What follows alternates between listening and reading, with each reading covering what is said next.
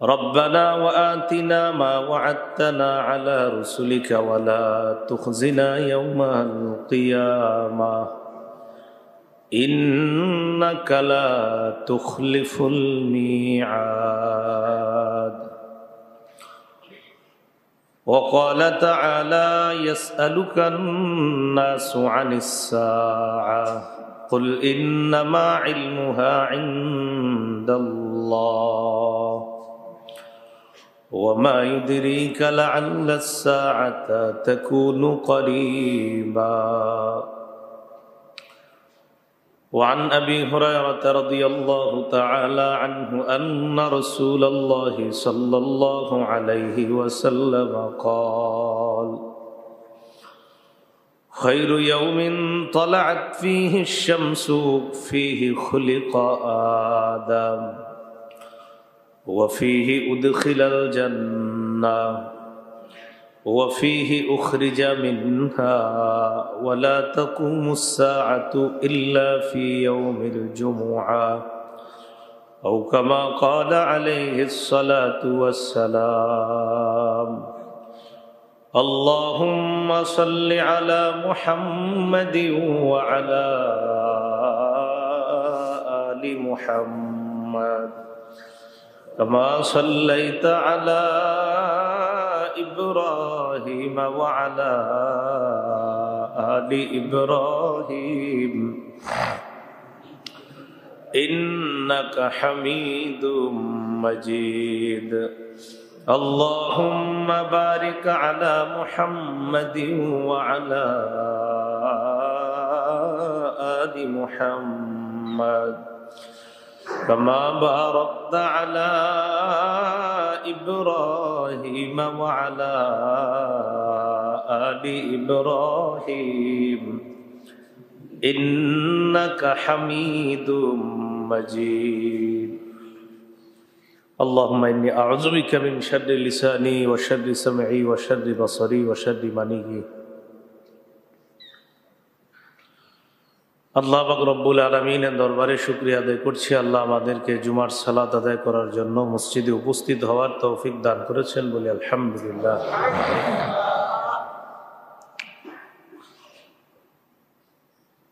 সূরা আলী ইমরানের 189 নম্বর আয়াত থেকে 194 নম্বর আয়াত পর্যন্ত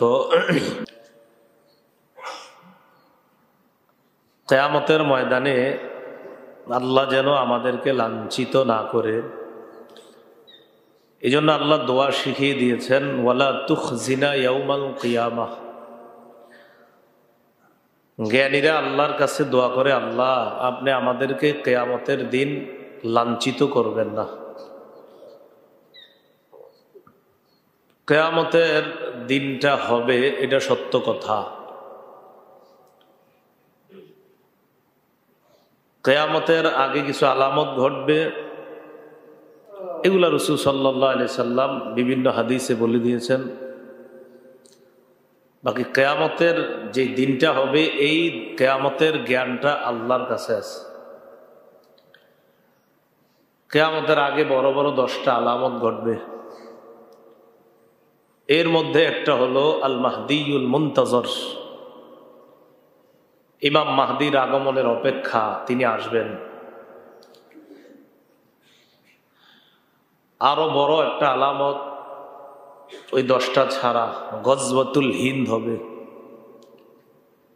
হিন্দুস্তানের যুদ্ধ। তো যদিও অনেক লেখালেখি হয় যে এটা শুরু হয়ে গেছে, বিষয়টা হাদিসের পূর্বাপর পড়াশোনা করলে বোঝা যায় এটা এখনো শুরু হয়নি। এটা আমার ব্যক্তিগত অভিমত, আমি যতটুকু পড়ে বুঝেছি। নাসাই শরীফের 3173 3174 নম্বর হাদিস। হাদিসের বর্ণনাকারী আবু হুরায়রা রাদিয়াল্লাহু তাআলা عن أبي هريرة رضي الله تعالى عنه وعدنا رسول الله صلى الله عليه وسلم غزوة الهند। আবু হুরায়রা রাদিয়াল্লাহু তাআলা আনহু বলেন, রাসূলুল্লাহ সাল্লাল্লাহু আলাইহি ওয়াসাল্লাম আমাদেরকে গজওয়াতুল হিন্দের ওয়াদা করেছেন। গজওয়া মানে যুদ্ধ, হিন্দুস্তানের যুদ্ধ। হিন্দুস্তান দ্বারা ভারত উপমহাদেশ, ভারত, পাকিস্তান, বাংলাদেশ, শ্রীলঙ্কা, নেপাল, ভুটান ইত্যাদি। এই যুদ্ধের ব্যাপারে রাসূলুল্লাহ সাল্লাল্লাহু আলাইহি ওয়াসাল্লাম ওয়াদা করেছেন। আবু হুরায়রা রাদিয়াল্লাহু তাআলা আনহু বলেন, ফাইন আদরাকতুহা, আমি যদি এই গজওয়াতুল হিন্দ পেয়ে যাই, উনফিক ফিহা নফসি ওয়া মালি, আমি আমার জান মাল সব খরচ করে ফেলবো এই যুদ্ধে। কেন? তিনি বলেন, ফাইন উকতাল, আমাকে যদি শহীদ করে দেওয়া হয়, কুনতু মিন আফজালিশ শুহাদা, আমি হব সর্বোত্তম শহীদের অন্তর্ভুক্ত। ওয়াইন আরজি, আর যদি আমি গাজী হয়ে ফিরে আসি, ফাআনা আবু হুরায়রাতাল মুহাররার, তা আমি আবু হুরায়রা হব জাহান্নাম থেকে মুক্তিপ্রাপ্ত একজন বান্দা। এখানে শহীদ হলেও লাভ, গাজী হলেও লাভ, এই একটা বিষয় জানা যায় আপনার। কিন্তু শুরু হয়েছে বলে যা বলা হয় এটা মনে হচ্ছে সঠিক না, হবে, ভবিষ্যতে হবে। গজওয়াতুল হিন্দের ব্যাপারে রাসূলুল্লাহ সাল্লাল্লাহু আলাইহি সাল্লামের আরেকটি বর্ণনা নাসাই শরীফের ৩১৭৫ নম্বর হাদিস, ৩১৭৫। এই হাদিসের মধ্যে রাসূলুল্লাহ সাল্লাল্লাহু আলাইহি সাল্লাম ইরশাদ করেন, ইসাবাতানি মিন উম্মতি আহরাজাহুমাল্লাহু মিনান নার, আমার উম্মতের দুটি দল, আল্লাহ তাদেরকে জাহান্নাম থেকে দূরে রেখেছেন, মুক্তি দিয়ে দিয়েছেন। দুটি দল, ইসাবাতুন তাগজুল হিন্দা, একটা দল যারা গজওয়াতুল হিন্দে অংশগ্রহণ করবে, গজওয়াতুল হিন্দ হিন্দুস্তানের যুদ্ধে শরীক হবে। ওয়া ইসাবাতুন তাকুনু মা ঈসা ইবনে মারইয়াম আলাইহিমাস সালাতু ওয়াস সালাম, আরেকটা দল ঈসা আলাইহিস সালাতু ওয়াস সালামের দলে শরীক হবে, দাজ্জালের বিরুদ্ধে লড়াই করবে। এই দুটি দলের ব্যাপারে রাসূল সাল্লাল্লাহু আলাইহি সাল্লাম সুন্দর কথা বলেছেন, তাদের উভয় দলকে আল্লাহ জাহান্নাম থেকে দূরে রেখেছেন। আর 10টি আলামত ঘটবে, এর মধ্যে একটা হলো মাহদী। অন্যগুলা ঠিক আছে, কেউ বলে না যে আমি দাজ্জাল, কেউ নিজের দাবি করে না আমি দাজ্জাল, কিন্তু মাহদী দাবি করতেছে অনেকে। জেনারেল বুড়ো একজন লম্বা দাড়ি, এই বেচারা হঠাৎ বলে ফেলতেছে উনি মাহদী, মক্কা শরীফ দিয়ে। তো বিভিন্ন জায়গায় এখান থেকে সেখান থেকে অনেকে বলে ফেলে আমি মাহদী। মাহদী কখনো বলবে না আমি মাহদী, মাথায় রাখবেন, তাকে দেখেই চিনবে। তো আর কি, অনেকের অনুসারীরা দাবি করে যে আমাদের যিনি প্রধান ছিলেন, এখন নাই, যাই হোক, তিনি মাহদী, প্রতিশ্রুত মাহদী তিনি, অনেকে এরকম বলে থাকে। এ ব্যাপারে মনে রাখবেন, মাহদী তিনি যার সাথে রাসূলুল্লাহ সাল্লাল্লাহু আলাইহি সাল্লামের হাদিস মিলে যাবে তিনি মাহদী হবেন। নবীজি বলে দিয়েছেন মাহদী কে হবেন, তাহলে মাহদী তিনি হবেন যার ব্যক্তিত্বের সাথে রাসূলুল্লাহ সাল্লাল্লাহু আলাইহি সাল্লামের বর্ণনাগুলো মিলে যাবে, তিনি মাহদী হবেন। তো সহজ বিষয়। মাহদী যিনি হবেন তিনি 7 বছর বা 9 বছর রাজত্ব করবেন। ইবনে মাজার 4083 নম্বর হাদিসের বর্ণনা। এই হাদিসের বর্ণনাকারী সাহাবী আবু সাঈদ খুদরি রাদিয়াল্লাহু তাআলা আনহু, তিনি বলেন, عن أبي سعيد الخدري رضي الله تعالى عنه قال قال رسول الله صلى الله عليه وسلم يكون في أمتي المهدي। রাসূলুল্লাহ সাল্লাল্লাহু আলাইহি সাল্লাম বলেন আমার উম্মতের মধ্যেই মাহদী হবে। তাহলে একটা বিষয় জানলাম, নবীজির উম্মতের মধ্য থেকেই মাহদী হবেন। এরপর নবীজি বলেন ইন কুসিরা ফাসাবউন ওয়া ইল্লা ফাতিসউন, মাহদী যিনি হবেন তিনি 7 বছর অথবা 9 বছর রাজত্ব করবেন। কয় বছর? 7 বছর অথবা 9 বছর। এরপর রাসূলুল্লাহ সাল্লাল্লাহু আলাইহি সাল্লাম বলেন ফাতানআমু ফীহি উম্মতি না'মাতান লাম ইয়ানআমু মিসলাহা কাত্তু, মাহদীর সময়ে আমার উম্মত এত প্রাচুর্যের মালিক হবে, এত সম্পদের মালিক হবে, এই জাতীয় প্রাচুর্যের মালিক আমার উম্মত অতীতে কখনো হয় নাই। তাই এখন যারা বলে যে আমি মাহদী, উমুকে মাহদী, মানুষ দিয়ে অভাবে মরতেছে অনেকে, তাহলে তো হলো না বিষয়টা, ঠিক না? রাসূলুল্লাহ সাল্লাল্লাহু আলাইহি সাল্লাম বললেন আমার উম্মতের মধ্যে মানুষগুলা মাহদীর সময় এত প্রাচুর্যের অধিকারী হবে, এত সম্পদ আগে কখনো তাদের হয় নাই। এরপর রাসূলুল্লাহ সাল্লাল্লাহু আলাইহি সাল্লাম বলেন তুতি উকুলাহা ওয়ালা তাদখিরু মিনহুম শাইআ, জমিন তার পর্যাপ্ত পরিমাণ খনিজ যত পদার্থ আছে সব বের করে দিবে জমিন, কিছুই জমা করে রাখবে না। অবস্থাটা কি হবে? ওয়াল মালু ইয়াউমাইদিন কুদুস, ওই সময় সম্পদের স্তূপ জমা হবে বিভিন্ন জায়গায়, সম্পদের স্তূপ জমা হবে। ফায়াকুমুর রাজুলু ফায়াকুলু ইয়া মাহদী আতিনি ফায়াকুলু খুজ, এক ব্যক্তি দাঁড়াবে স্তূপের সামনে, মানুষ দাঁড়িয়ে বলবে মাহদী আমার একটু দেন না। মাহদী বলবে খুজ, তোমার যা মন চায় যত মন চায় নিতে থাকো। তো মাহদী যিনি হবেন এখান থেকে বুঝলাম তার রাজত্বকাল 7 বছর বা 9 বছর, এ হলো একটা বিষয়। মাহদীর ব্যাপারে আরেকটি বিষয় হলো যিনি মাহদী হবেন এই পুরা পৃথিবী জুলুম নির্যাতনার পাশবিকতায় যখন পুরা ভরে যাবে, মাহদী এসে ঠিক ওই পরিমাণ ইনসাফ দিয়ে পুরা পৃথিবীকে ভরে দিবেন। তো এখন যারা মাহদী দাবি করে তারা শুধু দাবির উপরে আছে, কিন্তু ইনসাফ কোথায় করা দরকার না, কারণ উনি দাবির উপরে কেন আছে? মানুষ তো মানতেই পারে, সেই জন্য খালি দাবি চিপা চুপা কোথেকে উঠে পায় আমি মাহদী। আরে এইসব কি? আবু দাউদ শরীফের বর্ণনা 4285 নম্বর হাদিসের বর্ণনা। এই হাদিসের বর্ণনাকারী সাহাবীও আবু সাঈদ খুদরি রাদিয়াল্লাহু তাআলা, খুব গুরুত্ব সহকারে শোনেন, ভবিষ্যতে আর ধোঁকায় পড়বেন না। عن أبي سعيد الخدري رضي الله تعالى عنه قال قال رسول الله صلى الله عليه وسلم المهدي مني, রাসূলুল্লাহ সাল্লাল্লাহু আলাইহি সাল্লাম বলেন মাহদী আমার বংশধরদের থেকে হবে। মাহদী বাকি বলতেছি কিভাবে মাহদী হবে? নবীজির বংশ তথা ফাতেমা তথা হযরত হাসান রাদিয়াল্লাহু তাআলা আনহুর বংশ থেকে হবে।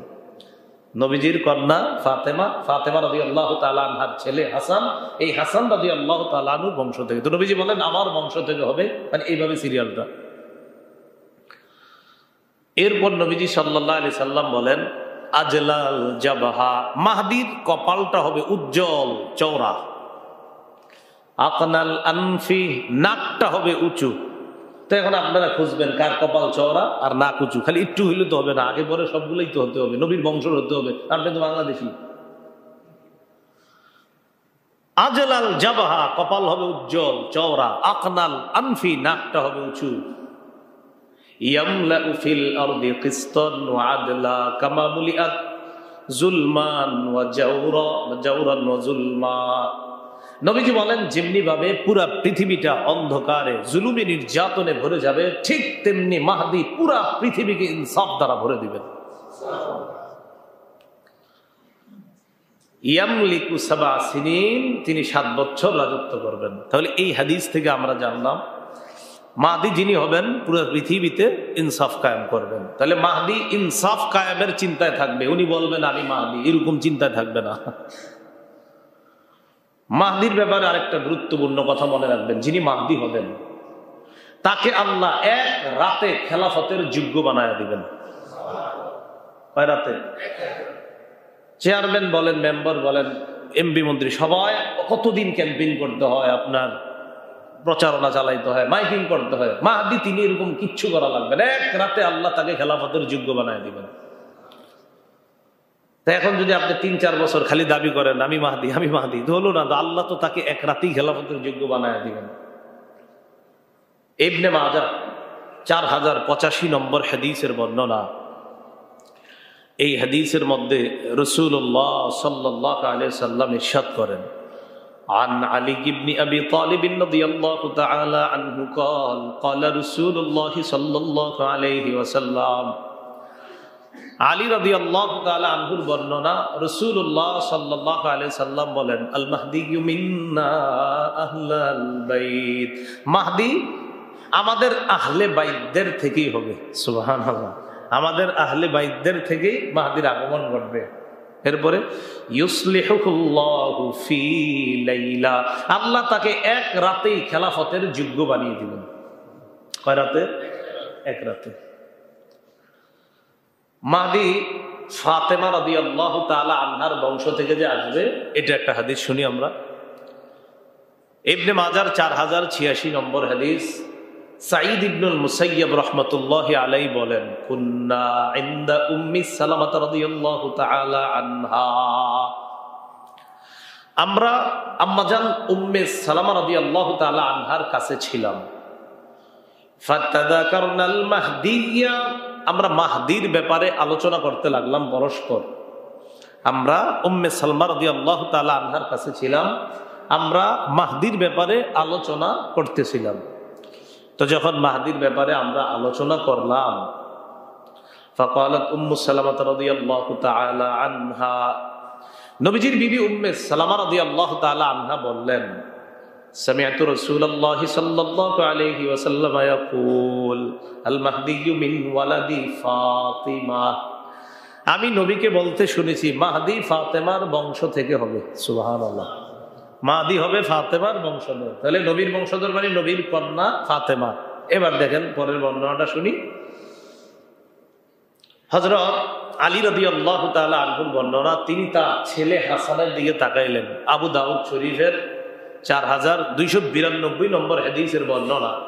হযরত আলী তার সন্তান হাসানের দিকে তাকাইলেন একদিন। নাযারা ইলা ইবনিহিল হাসান ফাকালা ইন্না ইবনি হাদা সাইয়্যিদুন কামা সাম্মাহু নবী সাল্লাল্লাহু আলাইহি ওয়াসাল্লাম, তিনি তার সন্তান হাসানের দিকে তাকাইলেন, তাকিয়ে বললেন, আমার এই ছেলেটা জান্নাতি যুবকদের সর্দার হবে, যেমনটি নবীজি বলে দিয়েছেন। এই যে আমি দ্বিতীয় খুতবা, সব খতিব সাহেবরা দ্বিতীয় খুতবায় দেখবেন বলে আল হাসান ওয়াল হুসাইন সাইয়্যিদা শাবাবি আহলিল জান্নাহ, দুই ভাই হবে জান্নাতি যুবকদের সর্দার। তো আলী রাদিয়াল্লাহু তাআলা আনহু বলেন, ইউসাম্মা সায়াখরুজু মিন সুলবিহি রাজুলুন ইউসাম্মা বিসমি নবিয়িকুম সাল্লাল্লাহু আলাইহি ওয়াসাল্লাম, হাসানের বংশ থেকে একজন লোকের আবির্ভাব ঘটবে, যার নামটা হবে তোমাদের নবীর নামে। সুবহানাল্লাহ, যার নাম হবে তোমাদের নবীর নামে, তার নাম হবে, তার মানে মাহদি প্রতিশ্রুত যিনি, তার নাম মুহাম্মদ হবে। তো তোমাদের নবীর নামে তার নাম, মাহদি মানে হলো হেদায়েত প্রাপ্ত। মাহদি অর্থ কি? হেদায়েত প্রাপ্ত। হ্যাঁ, তো এটা একটা হাদিসের পরিভাষা, আপনার মাহদি বলছে এরকম। তো যাই হোক, তার নাম হবে নবীজির নামে, তোমাদের নবীর নামে তার নাম রাখা হবে। ইউশবিহুহু ফি খুলকিহি ওয়ালা ইউশবিহুহু ফি খালকি, মাহদির চাল চলন চরিত্র বৈশিষ্ট্য হবে মুহাম্মদ সাল্লাল্লাহু আলাইহি সাল্লাম,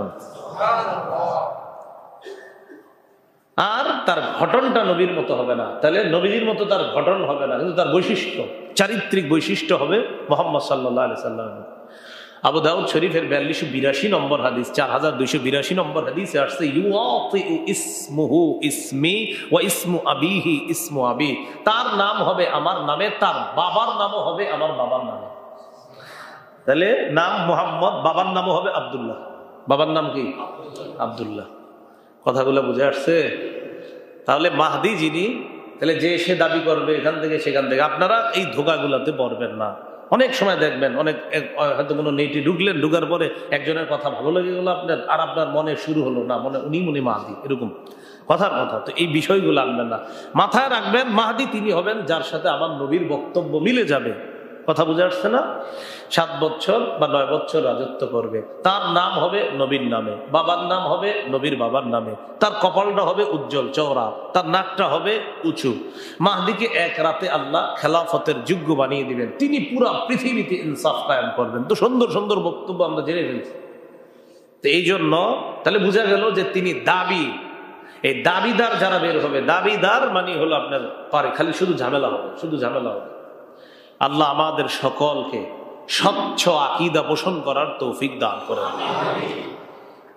তো কিয়ামতের আগে আপনার এই বিষয়গুলা ঘটবে, আর অন্যগুলা কেউ কেউ কিন্তু নিজের বলেন আমি দাজ্জাল, এইসব বললে তো ঝামেলা, খালি মাহদী বলে।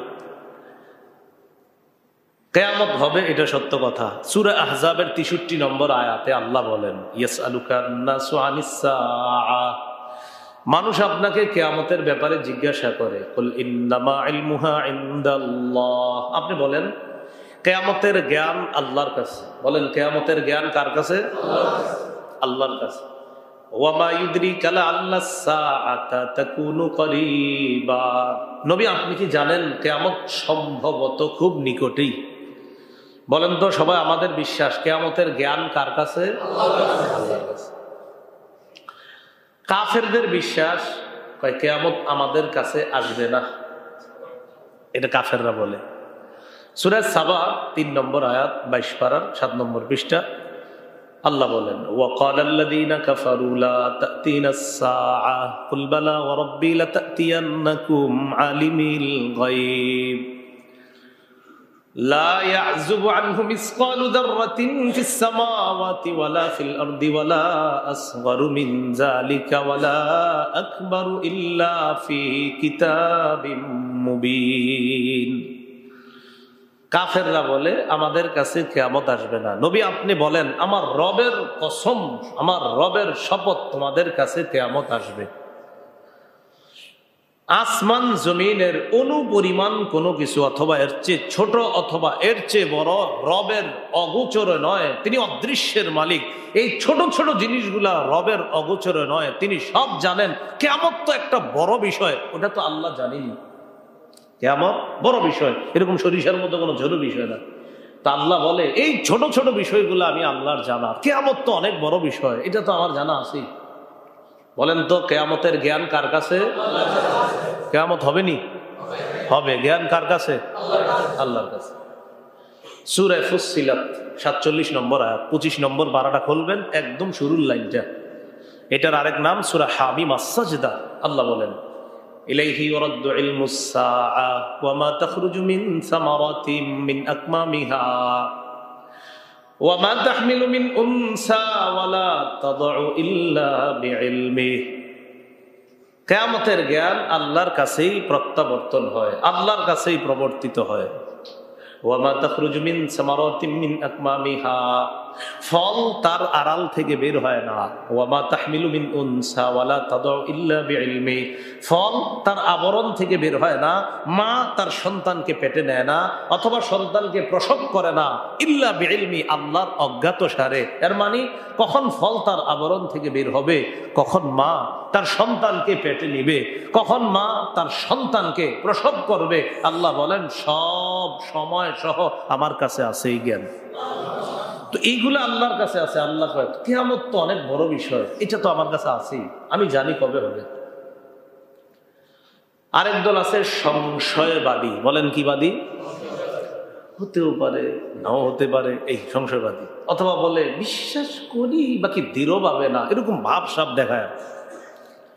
সূরা জাসিয়ার 32 নম্বর আয়াত 25 নম্বর পারার একদম শেষ পৃষ্ঠা দেখবেন, وَإِذَا قِيلَ إِنَّ وَعْدَ اللَّهِ حَقٌّ وَالسَّاعَةُ لَا رَيْبَ فِيهَا قُلْتُمْ مَا نَدْرِي مَا السَّاعَةُ إِن نَّظُنُّ إِلَّا ظَنًّا وَمَا نَحْنُ بِمُسْتَيْقِنِينَ। আল্লাহ বলেন যখন বলা হয় আল্লাহর ওয়াদা সত্য, কিয়ামত আসবে কোনো সন্দেহ নাই, কুলতুম মা নাদরি মাস সাআহ, তখন তোমরা বলো আমরা জানি না কিয়ামত কি জিনিস। বলেন নাউজুবিল্লাহ। ইন্না যুন্নু ইল্লা যন্না, কথাগুলো কেমন দেখেন, আমরা শুধু অনুমান করি। এই যে অনুমান করে, অনুমান মানে আচ্ছা হলে হতে পারে, অনুমান।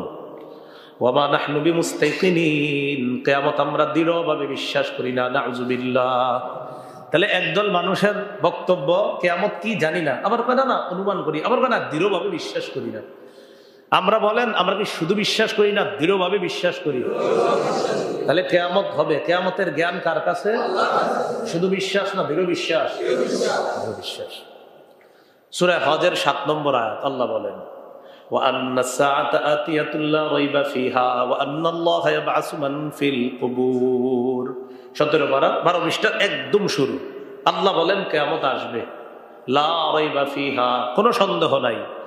وأن الله يبعث من في القبور, কিয়ামত যেদিন আসবে সেদিন আল্লাহ কবরের সবাইরে উঠাবে, সেদিন বুঝবা আসেনি কিয়ামত। সূরা আরাফের 187 নম্বর আয়াতে আল্লাহ বলেন ইয়াসআলুনাকা আনিস সাআতি আইয়ানা মুরসাহা, মানুষ আপনাকে জিজ্ঞাসা করে কিয়ামতের ব্যাপারটা কবে ঘটবে। কুল ইন্নামা ইলমুহা ইনদা রাব্বি লা ইউজাল্লিহা লিওয়াক্তিহা ইল্লা হু, আপনি বলেন কিয়ামতের জ্ঞান আমার রবের কাছে, রব সময় মতোই প্রকাশ করবেন।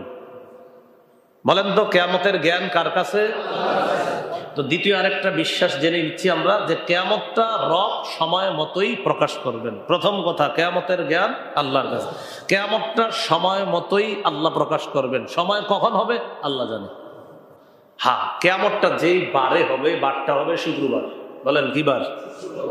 শুক্রবার। আমি এখন যে বাংলাটা শিখাবো ঠিক এটা শিখেন। বলেন কোন বছরের, বলেন কোন শুক্রবারে, এটা আল্লাহ জানে।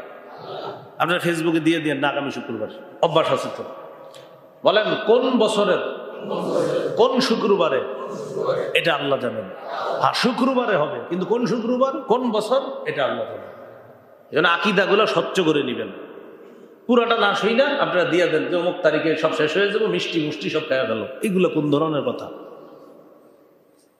তিরমিজি শরীফের 488 নম্বর হাদিসের বর্ণনা عن أبي هريرة رضي الله تعالى عنه أن رسول الله صلى الله عليه وسلم قال خير يوم طلعت فيه الشمس فيه خلق آدم وفيه أدخل الجنة وفيه أخرج منها।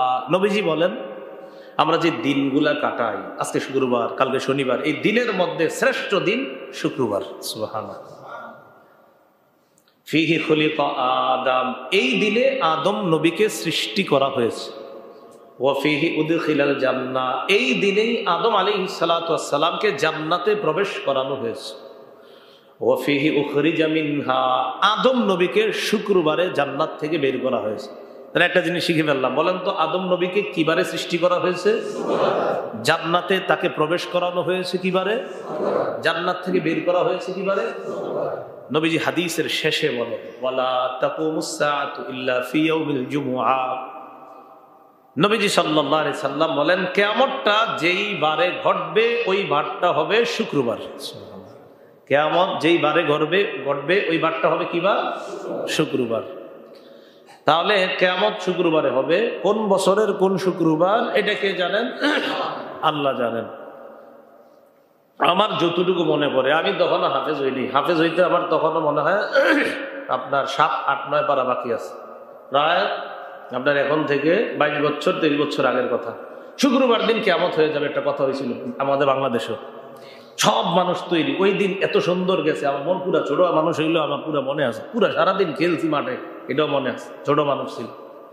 তো এই দিন হয়ে যাবে সব। ফজরের সময় একজন, আমার পুরা মনে আছে, ফজরের নামাজ পড়ছি, আমিও ডরে ডরে ফজর পড়ছি, ছোট মানুষ, এই হয়ে যাবে আজকে। তাই একজন ওই দিন বলতেছে হ্যাঁ সবাই খুব সতর্ক থাকবেন, সাবধান থাকবেন, এরকম সতর্ক করে দিতেছে ফজরের সময়। আর ওই দিন শুক্রবার ছিল। কি বার ছিল? হ্যাঁ শুক্রবারে হবে। কোন বছর কোন শুক্রবার এটা জানেন কে? আল্লাহ জানেন। আল্লাহ সবচেয়ে আকীদা পোষণ করার তৌফিক দান করেন। কিয়ামতটা যাদের উপর হবে তারা হবে পৃথিবীর সবচেয়ে নিকৃষ্ট মানুষ। কিয়ামত যে মানুষগুলোর উপর ঘটবে তারা শুধু নিকৃষ্ট না, সবচেয়ে নিকৃষ্ট মানুষ হবে। ইবনে মাজার 4039 নম্বর হাদিসের বর্ণনা عن أنس بن مالك رضي الله تعالى عنه أن النبي صلى الله عليه وسلم قال আনাস রাদিয়াল্লাহু তাআলা আনহুর বর্ণনা রাসূলুল্লাহ সাল্লাল্লাহু আলাইহি ওয়াসাল্লাম ইরশাদ করেন, লা ইয়াজদাদুল আমরু ইল্লা শিদ্দাতান ওয়ালাদ দুনিয়া ইল্লা ইদবারা। নবীজি সাল্লাল্লাহু আলাইহি সাল্লাম বলেন, পৃথিবীর মানুষগুলা যত দিন কাটাবে, সামনের দিকে যাবে, তত প্রতিটা বিষয় কঠিন থেকে কঠিন হবে। ওয়ালাদ দুনিয়া ইল্লা ইদবারা, দুনিয়াতে অভাব অনটন বাড়বে। ওয়ালাদ নাসু ইল্লা শুহা, মানুষ কৃপণ হবে। মানুষ কি হবে বলেন তো? কৃপণ হবে। ওয়ালা তাকুমুস সাআতু ইল্লা আলা শিরারিন নাস, কিয়ামত সংগঠিত হবে সবচেয়ে নিকৃষ্ট মানুষের উপর। কিয়ামত সংগঠিত হবে সবচেয়ে নিকৃষ্ট মানুষের উপর। তো পৃথিবীতে সবচেয়ে নিকৃষ্ট মানুষ থাকবে, তাদের উপর কিয়ামত সংগঠিত হবে। শুক্রবার দিন সংগঠিত হবে। কোন শুক্রবার, কোন বছর, এটা আল্লাহ জানেন। বলেন, কিয়ামতের জ্ঞান কার কাছে? আল্লাহ এটা সময় মতো প্রকাশ করবেন। কি বারে? শুক্রবারে, কোন এক শুক্রবারে, কোন এক বছরের। হাদিস দ্বারা এতটুকু বোঝা যায়। কিয়ামত ঘটবে ইসরাফিল সিংহায় ফু দেওয়ার পর। ইসরাফিল আলাইহিস সালাতু ওয়াস সালাম, তিনি সিংহাটা মুখে নিয়ে মাথাটা ঝুঁকায় কানটা খাড়া করে অপেক্ষা করে আছে। কান খাড়া করে মাথা ঝুঁকিয়ে সিংহাটা মুখে নিয়ে, তিনটা বর্ণনা হাদিসে আসছে। সিংহা মুখে নিয়ে মাথা ঝুঁকিয়ে কান খাড়া করে, একদম বানানো বক্তব্য না আবার বলবেন। সিংহা মুখে মাথা ঝুঁকিয়ে কান খাড়া করে। তিরমিজি শরীফের বর্ণনা 3243 নম্বর হাদিস। নবীজি কি বলে দেখেন হাদিস। قال رسول الله صلى الله عليه وسلم كيف انعم وقد التقم صاحب القرن القرن। নবীজি বলেন, আমি আনন্দ কিভাবে করি বলো, আমি উল্লাস কিভাবে করব? আমার তো টেনশনে আমি উল্লাস করার সুযোগ পাই না। আমি কিভাবে আনন্দ করব? সিংহাওয়ালা তো সিংহা মুখে নিয়ে অপেক্ষা করতেছে। নবীজি বলেন, আমি কিভাবে অপেক্ষা করব? সিংহাওয়ালা সিংহা মুখে নিয়ে হানা জাবাহাতা, মাথাটা ঝুঁকিয়ে রাখছে। ও আসগা সামআ, কান খাড়া করে রাখছে। ইয়ান্তাজিরু আইয়ু উমারা আইয়ানফুখা, অপেক্ষায় আছে কখন আদেশ করবে। ফায়ানফুখা, আদেশ করা মাত্র সিংহায় ফু দিবে। এই টেনশনে আমি আনন্দ করার সুযোগ পাই না। আল্লাহর পরে যিনি শ্রেষ্ঠ, তিনি বলেন, আমি আনন্দ করি কিভাবে? সিংহাওয়ালা সিংহাটা মুখে নিয়ে মাথাটা ঝুঁকিয়ে কানটা খাড়া করে হুকুমের অপেক্ষা আছে। হুকুম দেওয়া মাত্রই সিংহায় ফু দিবে। এই পেরেশানিতে আমি নবী আনন্দ করার সুযোগ পাচ্ছি না। তো তিনি সিংহাটা মুখে নিয়ে অপেক্ষা আছে। সিংহা কি জিনিস? তিরমিজি শরীফের 2430 নম্বর হাদিস, 2430। এই হাদিসের মধ্যে আসছে, عن عبد الله بن عمرو بن العاص رضي الله تعالى عنه جاء رجل أعرابي إلى رسول الله صلى الله عليه وسلم। جاء أعرابي, এক গ্রাম্য ব্যক্তি রাসূলের কাছে আসে। আসার পর বললেন, মা সুরু ইয়া রাসূলুল্লাহ, হুজুর সিংহা কি জিনিস? নবীজি বললেন, কর্নুন ইউনফাখু ফি, সিংহা হলো একটা শিংয়ের মতো, এই শিংয়ের মধ্যে ফু দেওয়া হবে। নবীজি বললেন, সিংহা একটা শিংয়ের মতো, এই শিংয়ের মধ্যে ফু দেওয়া হবে। তাফসীরে আসছে এটার অনেকগুলো ছিদ্র, অসংখ্য অগণিত ছিদ্র থাকবে। সিংহার কি পরিমাণ আল্লাহ ভালো জানেন। সিংহা যখন প্রথম ফুটা দেওয়া হবে, সূরা হাক্কর 13 থেকে 18 নম্বর আয়াতে আল্লাহ বলেন, ফাইদা নুফিখা ফিস সূরি নাফখাতু ওয়াহিদা, যখন সিংহায় ফু দেওয়া হবে একটা ফু। ওয়া হুমিলাতিল আরদু ওয়াল জিবালু ফাদুক্কাতা দাক্কাতাও ওয়াহিদা। আল্লাহ পাক রব্বুল আলামিন বলেন, সিংহায় একটা ফু দেওয়া হবে যখন, তখন এক ধাক্কায় জমিন পাহাড় সব টুকরা টুকরা হয়ে যাবে। এক ধাক্কায় জমিন পাহাড় সব টুকরা টুকরা হয়ে যাবে সিংহায় যখন ফু দেওয়া হবে।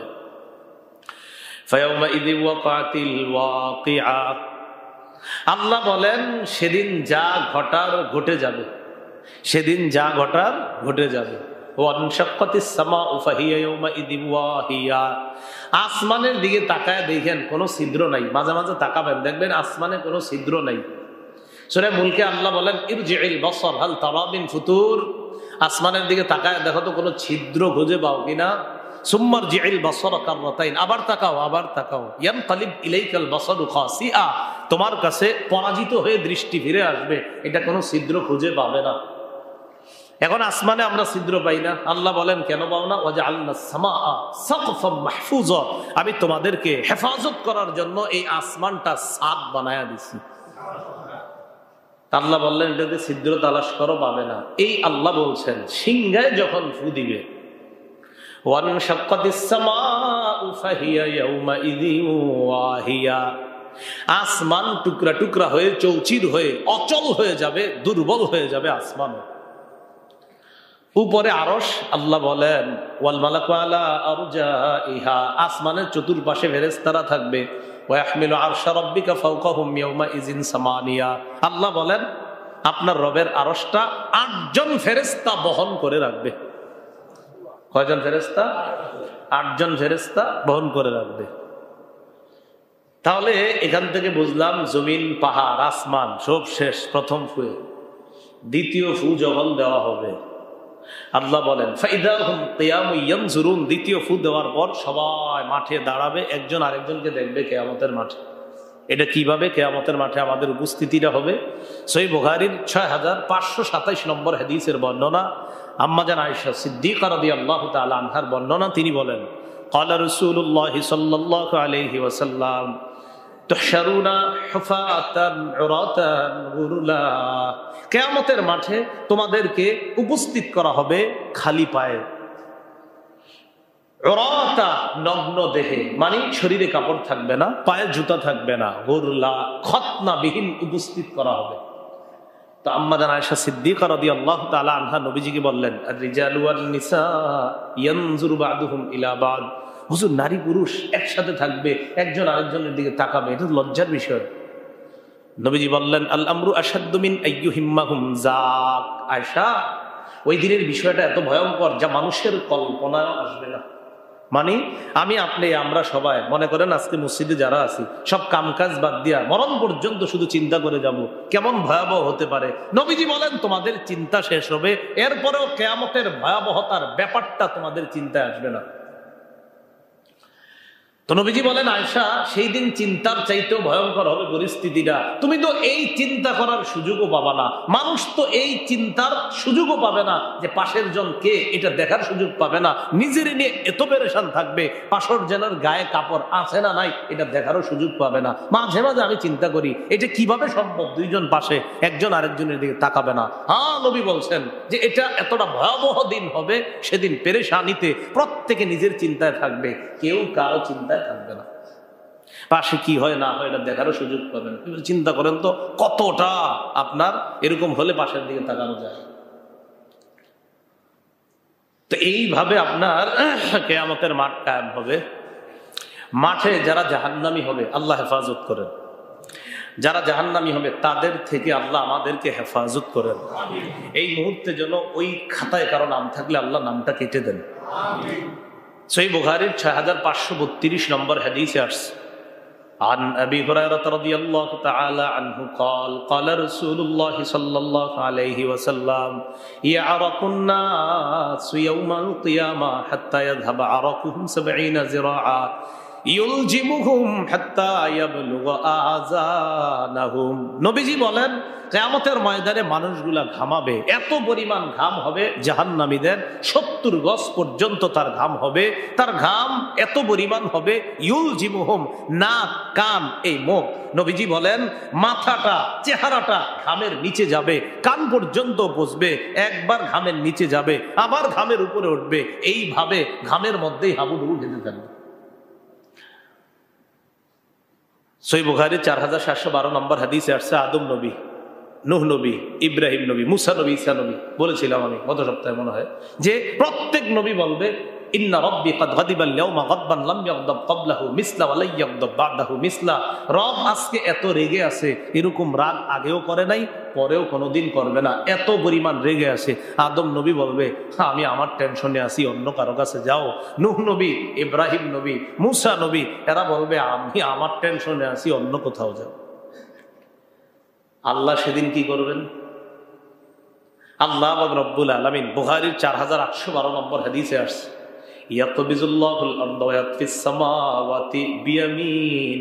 আল্লাহ জমিনটা কবজায় নিবে, পুরা জমিনটা কবজায় নিবে, আল্লাহ পুরা জমিনটা কবজায় নিবে। আল্লাহ কত মহান! জমিন কবজায় নেওয়ার পর আল্লাহ তার কুদরতি ডান হাতে পুরা সবগুলা আসমান পেঁচায়া কুদরতি ডান হাতের মধ্যে নিয়ে নিবে।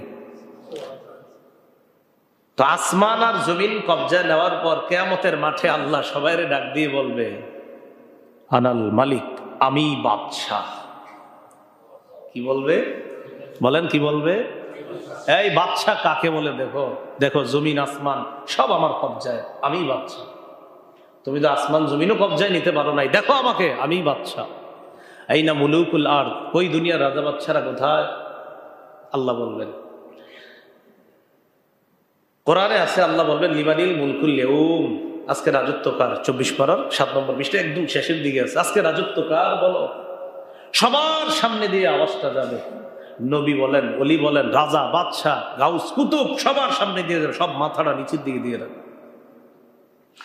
আল্লাহ জবাব দিবে, লিল্লাহিল ওয়াহিদিল কাহ্হার, ক্ষমতাধর প্রতাপশালী এক আল্লাহর রাজত্ব আজকে, আর কারো রাজত্ব না। কিয়ামতের ময়দানে মানুষগুলা যখন উপস্থিত করবে, এর মধ্যে যাদের সবচেয়ে বেশি শাস্তি হবে তাদের মধ্যে এক শ্রেণী হবে যারা মানুষকে সৎ কাজের আদেশ করত, অসৎ কাজ থেকে নিষেধ করত। তারা মানে এক শ্রেণী হবে বক্তা, ভালো কাজের কথা বলতো, ওয়াজ করতো, জুমার নামাজে পড়াইতে আইসা বলতো আপনারা ফজর করেন, জোহর করেন, আসর করেন, কিন্তু ও খতিব সাহেব না, আমি নিজেই করি না, এরকম যদি হয়। রাসূলুল্লাহ সাল্লাল্লাহু আলাইহি সাল্লাম বলেন, বুখারী, মুসলিম, আবু দাউদ সহ হাদিসের একাধিক কিতাবে হাদিসটা আসছে। উসামা ইবনে যায়েদ রাদিয়াল্লাহু তাআলা আনহুর বর্ণনা, ক্বালা রাসূলুল্লাহ সাল্লাল্লাহু আলাইহি ওয়াসাল্লাম, ইউজাউ বির-রাজুলি ইয়াউমাল কিয়ামাতি ফায়ুলকা ফিন-নার। কিয়ামতের ময়দানে এক ব্যক্তিকে আনা হবে, জাহান্নামের মধ্যে নিক্ষেপ করা হবে। ফাতানদালিকু আকতাবু বাতনিহি, পেটের নারী বুড়ি গুলা বের হয়ে যাবে। কিয়ামতের মাঠে আইনা জাহান্নামে ফেলানোর পর নারী বুড়ি বের হয়ে যাবে। ফায়াদুরু হাওলাহা কামা ইয়াদুরুল হিমারু বির-রাহা, নারী বুড়ি গুলার চারপাশে ওই ব্যক্তি ঘুরতে থাকবে যেইভাবে গাধা তার চাক্কির চারপাশে ঘুরবে, এইভাবে ওই ব্যক্তি তার নারী বুড়ি গুলার চারপাশে ঘুরবে। ঘুরতে ঘুরতে এক পর্যায়ে এমন অবস্থা হবে, ফায়াস্তামিউ ইলাইহি আহলুন নার, অন্য জাহান্নামীরা তার কাছে আসবে। অন্য জাহান্নামীরা কি সুখে আছে? আপনারা অন্য জাহান্নামীরা কি সুখে আছে? না, সুখে তো নাই। অন্য জাহান্নামীরা তাকে দেখতে আসবে, তো বুঝেন সে কি পরিমাণ ভয়ঙ্কর অবস্থা আছে। সব তার কাছে আইসা জমা হবে, আইসা বলবে, তোমারে তো চেনা চেনা লাগে। আলাম তাকুন তা'মুরুনা বিল মা'রুফ, তুমি ওই ব্যক্তি না আমগরে সৎ কাজের আদেশ করতা, আমরা না হয় পালন করি নাই তাই জাহান্নামে। তুমি তো ওই ব্যক্তি যে আমগরে বলতা ভালো ভালো কথা, তুমি তো সে। ওয়া তানহানা আনিল মুনকার, অসৎ কাজ থেকে নিষেধ করতা, তুমি তো সে। তো আজকে তুমি এখানে কেন? ক্বালা বালা, ওই ব্যক্তি জবাব দিবে, হ্যাঁ আমি সে। কুনতু আমুরুকুম বিল মা'রুফ, আমি তোমাদেরকে সৎ কাজের আদেশ করতাম। ওয়ালা আতি, আমি নিজে করতাম না, আমি নিজে পালন করতাম না। ওয়া আনহাকুম আনিল মুনকার ওয়া আতি, আমি তোমাদেরকে অসৎ কাজ থেকে নিষেধ করতাম, আমি নিজে অসৎ কাজ করতাম। এই ব্যক্তিকে কিয়ামতের ময়দানে যাদের সবচেয়ে ভয়ঙ্কর পরিস্থিতি হবে তাদের একজন হবে এই শ্রেণীর মানুষ, যারা মানুষকে ভালো কথা বলতো কিন্তু নিজেরা পালন করতো না, মানুষকে অসৎ কাজ থেকে নিষেধ করতো কিন্তু নিজেরা অসৎ কাজ করতো।